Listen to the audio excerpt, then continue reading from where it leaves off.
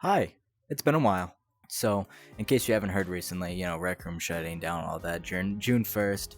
Uh, this isn't exactly what this video is going to be all about. This video is just going to be basically telling you guys what I'll be doing next. Not like I've been doing anything for the last 2 years. But really, this video will be explaining what I'll be doing next and just what will be happening after the fact. So, to start off, my next few videos I'll actually be uploading from now on for a little bit. My next video will actually be something actually pretty cool. I'll be trying to get Rec Room running on as many devices, streaming or not, physically if I can. Like running directly on the hardware and stuff. Like what I did with the Nintendo Switch, I actually got it running on the hardware. I'll see what I can do, but other than that, that'll be the first video that will come out, and there will be a few other videos coming in the next few months.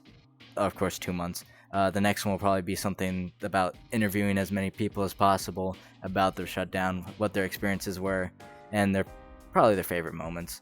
But the last video, that will be something very special. Alright, but that will have to wait when the time comes, and it will be literally on the day of shutdown. So, the real topic at hand is what happened to Rec Room, for real. Because not a lot of people know about the information or have done the research that I've done. So, to start specifically with Rec Room, around mid-February, a few notable investors in the game happened to remove Rec Room directly from their portfolio right about the end of February, start of March.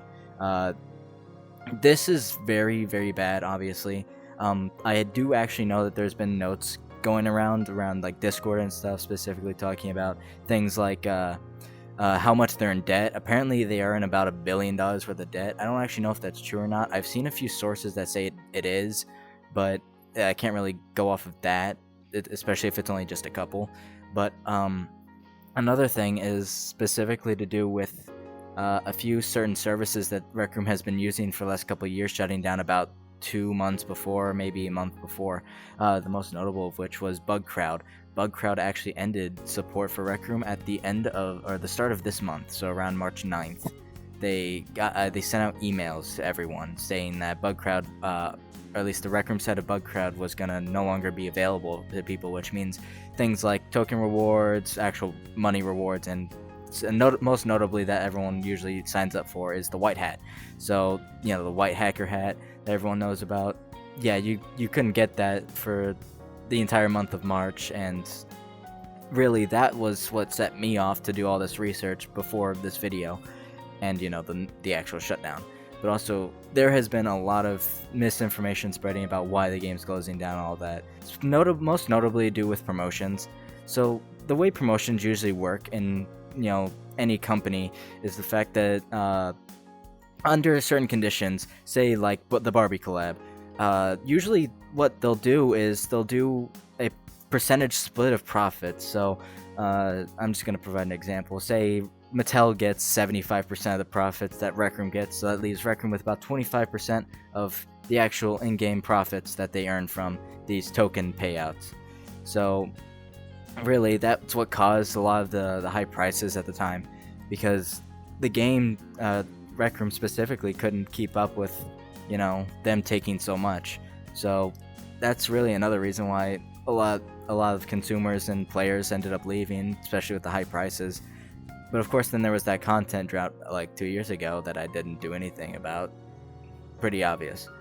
Really, though, the thing that is happening is very interesting, considering that for the longest time they've been saying that they can stay afloat till 2029. Specifically, I forgot who said it, but they said they could keep going till 2029. And I believe that was in the same blog post that the announcement for the layoffs happened in.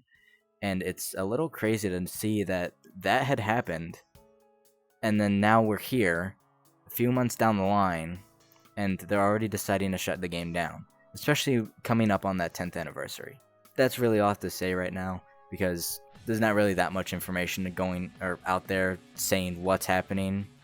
It's just I'm going off of information that I've learned from research and what other people have told me. the last thing I want to talk about is really just what's gonna happen after. That's really just the only question that I think a lot of people need answered, is, or really want answered, not need, because really I don't think anyone knows. This is way too strange to just happen right now. And I know this kind of really threw a lot of people off because, well, as of recording this, it's April 1st. It's literally 2 days after they announced it, and so many people were stuck in the first stage of denial of just not thinking it's real. What's the first stage of denial? Now, speaking of, things that could happen after, like jumping a VR chat and all that, there's also alternatives to Rec Room, as in there's preservation things, like I've been hearing about this thing called Radium. While I do kind of support things like that, preservation is actually very important when it comes to the internet, obviously. I wouldn't be here if I didn't have access to archived information on certain topics, specifically relating to this game too. Like, there is a lot of interesting development history that this game has gone through over the last 10 years. So it's really cool to learn about that stuff, especially if you actually do something like ripping the game assets. Like, it's very interesting to go through what kind of, what goes in this game, assuming you can get access to certain things when you rip. Like, well, I don't think you can necessarily get access to the code without it breaking too much. I have seen some successful attempts at that, specifically with some guy porting Lethal Company to his Nintendo Switch. I should do something like that. But I don't have access to the Nintendo SDK. Nintendo, please don't sue me. Now, the last thing I need to talk about is obviously, some cool things I've done over the years. Installing Rec Room on my Nintendo Switch was pretty cool. I got a lot of views, but the longevity of Rec Room as a whole is really just interesting, especially with the community, because I've met so many interesting people. Some notable ones were people like Sheepy the Name, one of my greatest friends, Hornet VR, and of course all the other RecTubers, all my other friends that I've met on, some notable, some of my best friends I met on here, and then I keep bringing all my other friends here too, but there's a lot of people I've met. Thonk.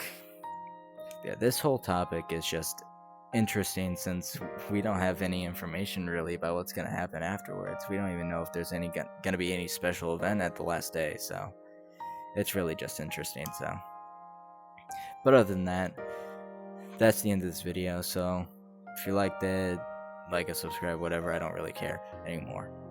Just know that eventually all good things must come to an end, and hopefully with a little bit of